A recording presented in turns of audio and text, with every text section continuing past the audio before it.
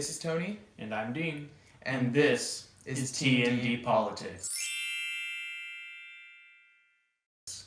Today we're going to take a step back from our typical program, and we're going to really look at how the people of our nation... And by that you mean California. Yes, our polls are local. But we're going to look at how the people of our nation view Trump and his administration and the policies they've passed, current and future. And today we'll start with the travel ban. Ah, yes, the travel ban. Out of the 40 participants we asked, one whole person strongly agreed. And to our surprise, he was white.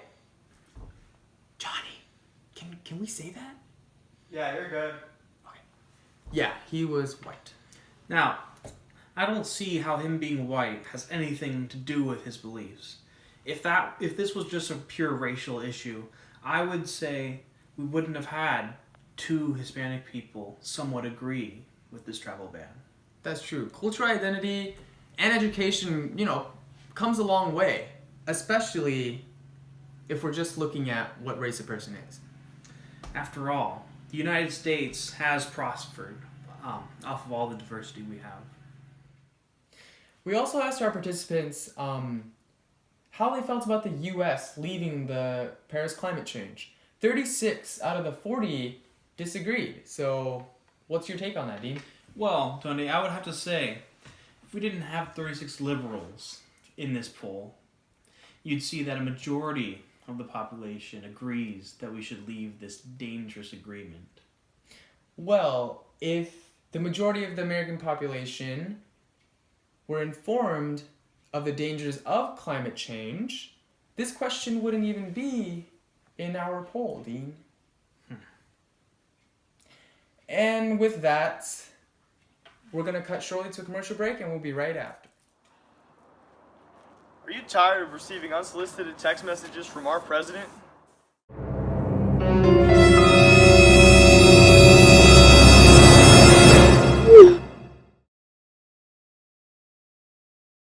If you find yourself running into these same issues for just one payment of $1.99 a day, you can block Trump's phone number indefinitely. Welcome back to TND.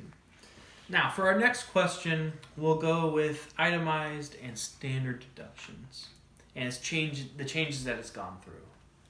Except, it seems that our respondees don't even know what that is. So, what do you think about that?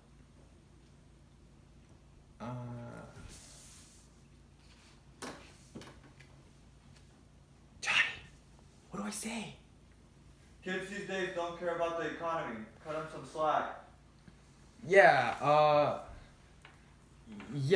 the kids these days, the ones that said that, they're young and they don't know anything.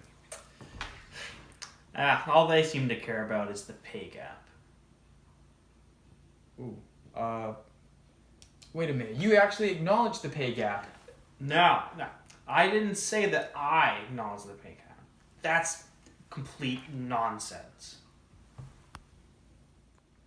Okay, so if you think it's so ridiculous, is there anything that we agree about? Maybe that, I don't know, Trump's administration colluded with Russia?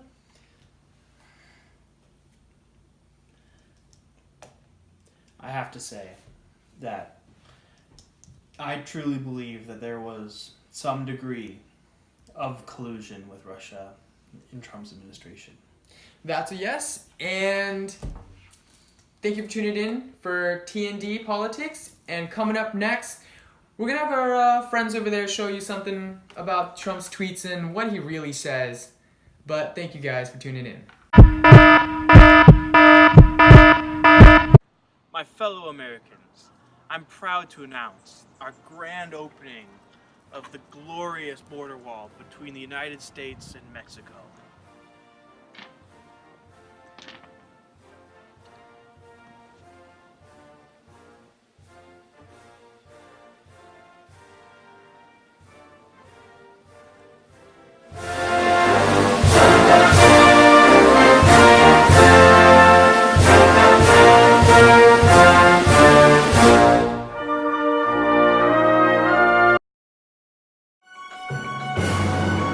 Hi guys, you're with Tasew, and Gabby Garza. Today with CNN, and we're going to be having some breaking news about Trump's tweets.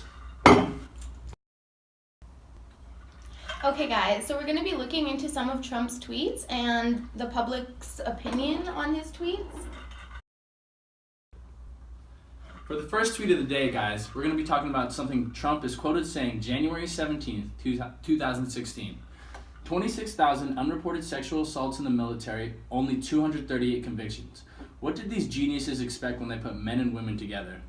For men to not rape women, maybe that. The second tweet that we're going to be discussing today came in on the date of November 27, 2016, and Trump is quoted as saying, "In addition to winning the Electoral College in a landslide, I won the popular vote if you deduct the millions of people who voted illegally." So, Gabby, what's your opinion on that? I just think it's ironic that he's accusing millions of people voting illegally when he's the one who colluded with Russia. Heard it here first, folks.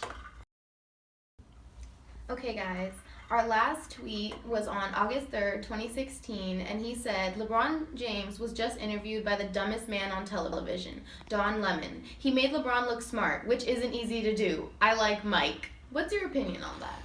I think it's kind of interesting how he waited to bash LeBron until he left Ohio, a swing state that Trump needs to win the 2020 election, to California. A little suspicious, don't you guys think so?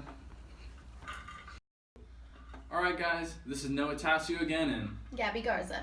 and we're all out of time, but we'll be back on at 8 p.m. Eastern Time next Thursday. Make sure to tune in, guys.